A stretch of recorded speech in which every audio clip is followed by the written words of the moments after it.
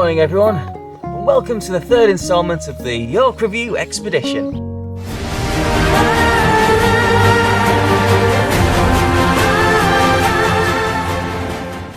To speed up the series, we're doing episodes 33 to 36 in a single trip. Yesterday we saw Hummonby and Filey, where a bright sunny day turned into a dark foggy night. We pitched up a tent en route to Scarborough, which puts us in a perfect position to finally answer the age-old question. Are you going to Scarborough Fair? Hi, I'm Stuart Morris. I'm cycling to every large town near me in order of ascending distance and rating them, with the end goal of reaching Flamborough. This is York Review.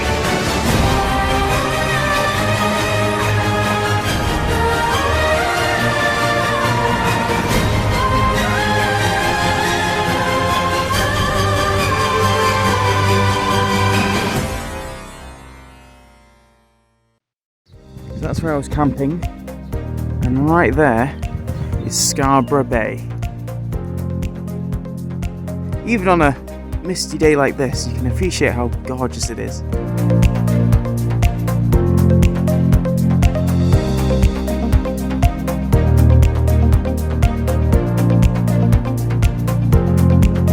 I'd spent a long time after Filey looking for a place to camp, but this meant I had barely any distance to cover this morning, especially compared to where we've been so far.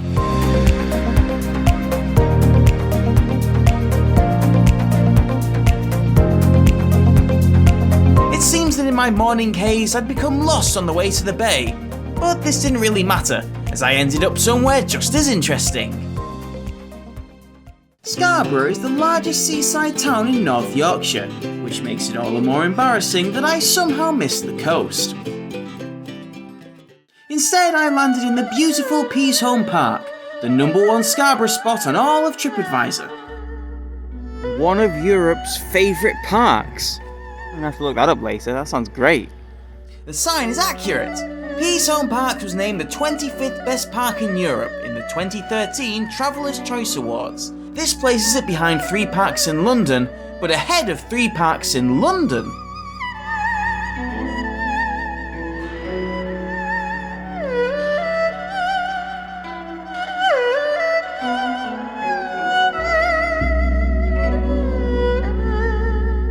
Definitely one of the most unique parks I've ever visited.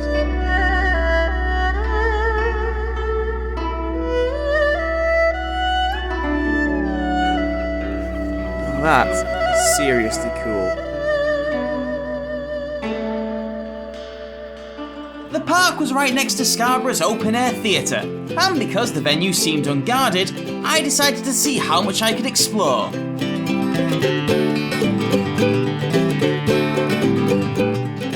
Inside, there was a novelty train station and some kind of wooden climbing frame. I got quite far into the venue. I'm shocked that no one has stopped me yet. There we go. Open Air Theatre. Here we are at the Scarborough Open Air Theatre. It's a really impressive looking venue. I'm just shocked at how big the stage is. You have all these seats as well.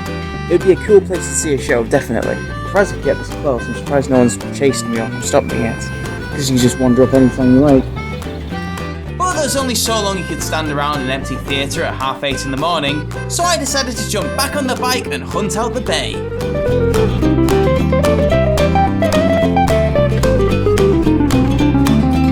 I just kept cycling and eventually saw sea, which was great, but a little confusing. The castle was to my right, which meant I had somehow gone round the entire bay area. But at least I knew where to go now. I'm really shocked by this. The likeness is uncanny.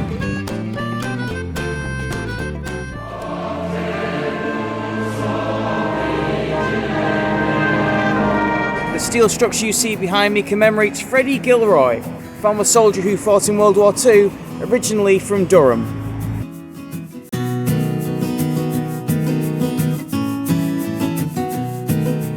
I'm actually really glad I've got my bike with me today. You would struggle to see all of Scarborough on foot.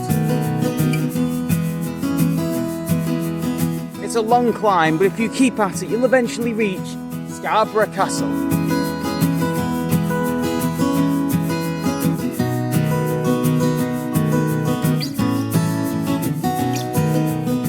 What? I climbed all this way? Ugh. Maybe I can cheat this.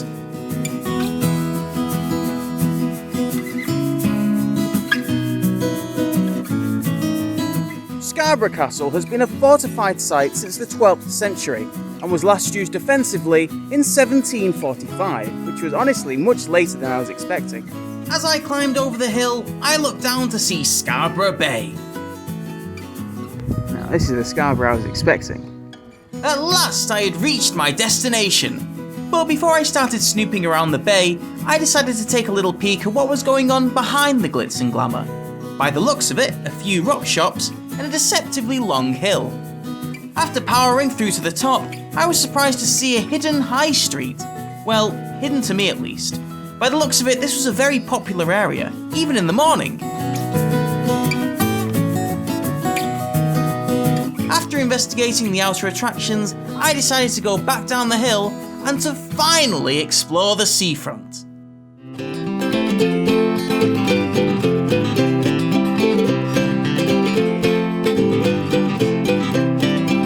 That's not a great offer. It's basically just buy 3 and get the 4th one for just over half price. Couldn't resist.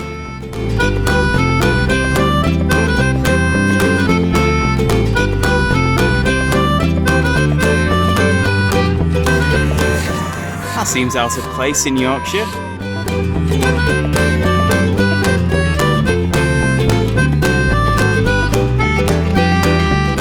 Scarborough is a gorgeous town, and it's just so big. I don't stand a chance of covering everything in it. I did see a York Review style video where someone did try and cover all the stuff. Kind of in it. Oh, you know anyway, don't you? I'm in Scarborough. Well, we're going to go and take a look around and see what Scarborough has to offer. That's pretty big. Anyway, no time for this, onwards. But that video ended up being about 30 minutes long, and I just did not have the time to make a 30-minute video.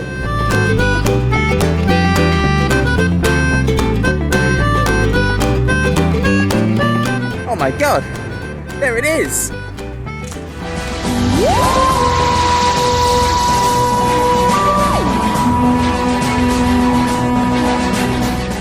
The weather has finally perked up just as I arrived at Scarborough Beach.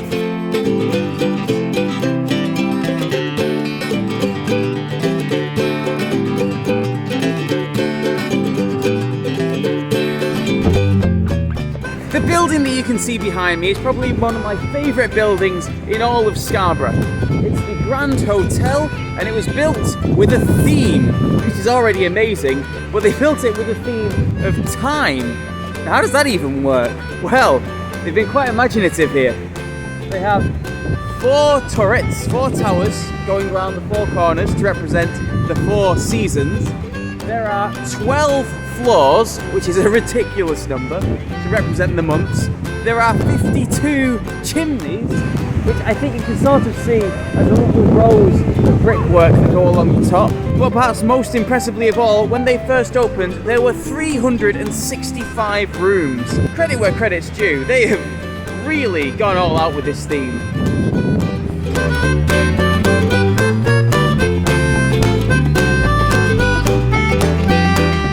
Scarborough is a gorgeous town.